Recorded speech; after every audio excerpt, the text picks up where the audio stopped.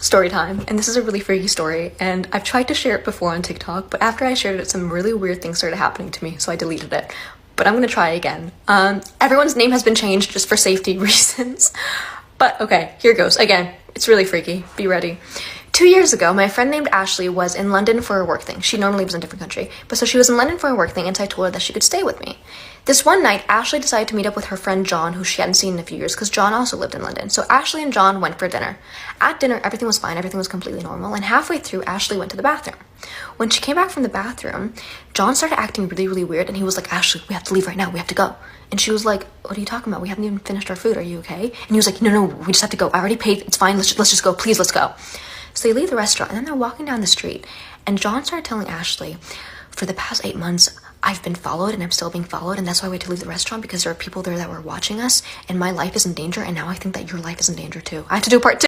Part two. So John and Ashley are walking down the street, and he's telling her, like, I needed to tell you because I think your life might be in danger now too, because you just hung out with me, and I just needed you to know, like, just in case. So Ashley ended up coming back to my place after that whole thing happened, and she told me what happened because she was genuinely freaked out. And we couldn't figure out whether John was just mentally unstable or whether this was actually true, because he was fine up until that halfway point at dinner, so we couldn't figure it out. So then what we decided to do is call Ashley's brother Tom, because Tom also knew John, so we wanted to get his opinion on it, like what he thought was going on, whether John was okay or whether there was something going on. So we decided to call John through Ashley's phone, so we do a FaceTime audio call. And when we call, a woman answered the phone, and she was like, wait, Ashley, hold on 1 second. Ashley, don't hang up the phone, Ashley, 1 second. So Ashley then hung up the phone, and I was like, that didn't sound like your brother. And she was like, I don't know who that was. I have to do a part three.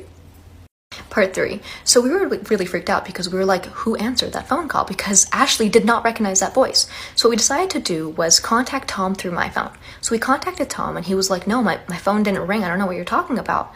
And we were like, well, does someone have access to your iCloud? Like, could someone have signed in? And he was like, no one has my password. And we were like, well, is your computer on somewhere? And like someone answered it from your computer because it rang on your computer. He was like, no, my computer's off. I don't know what you're talking about. So Tom then looked at his phone log on his phone, and it said, FaceTime audio call answered on another device. So someone had intercepted that call, basically. So what we think happened is what John was saying was true, and these people didn't want Ashley to tell Tom what happened, so they intercepted the call. That's the only explanation that we have, because we don't know who else answered this phone call. I mean, it could be a coincidence, but what are the odds that this one time that we called Tom, someone else picks up? And how did they know Ashley's name? They knew it was, they kept saying, Ashley, hold on. Part 4. So that woman who intercepted that phone call knew Ashley's name, and she kept saying, Ashley, hold on, Ashley, don't hang up the phone, Ashley, 1 second. So like, it's as if they were trying to keep Ashley on the phone to track her location. Maybe, I don't know, it was just really weird. But what's very, very weird on top of all of this is I shared this story on TikTok in August. And the day that I shared it, I got an Instagram friend request from Ashley's mom. But the thing is, I was already friends with Ashley's mom on Instagram. This was a second account. And the second account messaged me saying, hey, what are you up to? So I was like, that's weird. Let me just message Ashley and like ask her if her mom made a second Instagram account. So I messaged Ashley, and she was like, no, that's an imposter account. That's not my mom. What are the odds that the day I shared that story on TikTok, there was a fake Instagram account from her mom? Also, her mom her mom has 100 followers on Instagram. Why would someone pretend to be her? It's not like she's a celebrity and there's like imposters. It's just really weird. Story time, and this is actually my mom's story. When my mom was 15, she was a boarding school student, except her school wasn't only a boarding school, it was also a daytime school. So students could choose to either be a boarding school student or a daytime school student. This one night, my mom, her boarding school friend, and their daytime school friend were hanging out, and around 7 p.m. the daytime school friend wanted to go home. Back then, cell phones weren't a thing, obviously, so the three of them had to leave campus to go to a phone booth to call a cab for her. So they leave the school and they walk alongside it and past a forest, because right next to the school was a forest, and as they're walking, a man that they don't recognize passes them. Then a few seconds later, a girl that they do recognize who went to the school also passes them, so they say hi to her and they keep walking to the phone booth. Eventually, they reach the phone booth and they call a cab, and as they're waiting for a cab, suddenly they hear a girl screaming and a bunch of leaves rustling. So they're like, oh my god, what is happening? Then a few seconds later, the guy that had passed them suddenly runs past them really, really fast. I have to do part 2. Part 2. So the guy ran past them just as the cab arrived. So my mom and her boarding school friend put their daytime school friend into the cab, and the two of them walked back towards the forest to see if something happened. but no one was there. So the two of them then walked back to campus and went to the cafeteria because it was dinner time.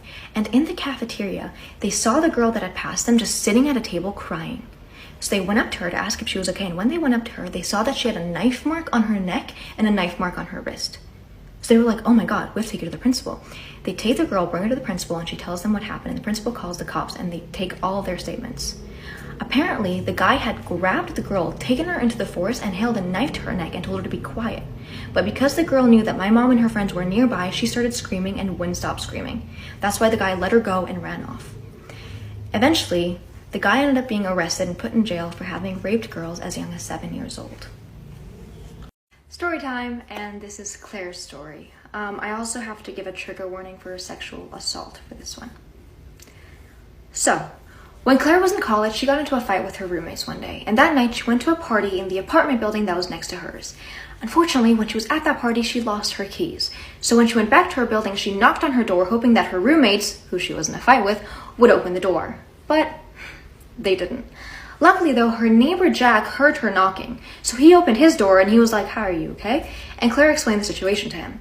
Jack was really nice. He was like, "Well, you're welcome to stay on my couch if you want." And so Claire said yes. Jack wasn't a stranger. Claire knew him really well. Her and her roommates hung out with him all the time, so she felt safe enough to go there. When she was in his apartment, Jack was really, really nice. He ordered her some food. He made the sofa bed for her. Like, he was just honestly really nice about everything. I have to do part two. Part two, and trigger warning for sexual assault. So Jack actually also had his friend from home who was visiting him, who was staying with him. So Claire was going to have to share the living room with that friend. Claire fell asleep, and a little while after, she woke up with her pants off and something inside of her. She asked the friend what he was doing, and he told her to go back to sleep. She got up, went to Jack's room, locked the door, and slept on the floor. The next day, Claire told her roommates what happened, but they didn't believe her. And they kept hanging out with Jack, even when that friend was there. And eventually, they ended up exiling Claire from the group because she was problematic. There are a lot of things that Claire could raise awareness about in this video, but what she wants to raise awareness about is validating people's stories. A few years ago, sexual assault wasn't as talked about. I have to do a part 3. Please listen to part 3, it's important. Part 3. So a few years ago, sexual assault wasn't as talked about, and it wasn't as understood. So a lot of people didn't believe some of these stories. So if you're one of those people who didn't believe someone's story back then, it's okay. But you know better now. So reach out to that person and validate their story. Even if what happened was 5 years ago, 10 years ago, even if you're friends now, even if it seems like all of you have moved on from it, Claire guarantees that that betrayal is still inside of them. So you reaching out and validating their story will do a lot.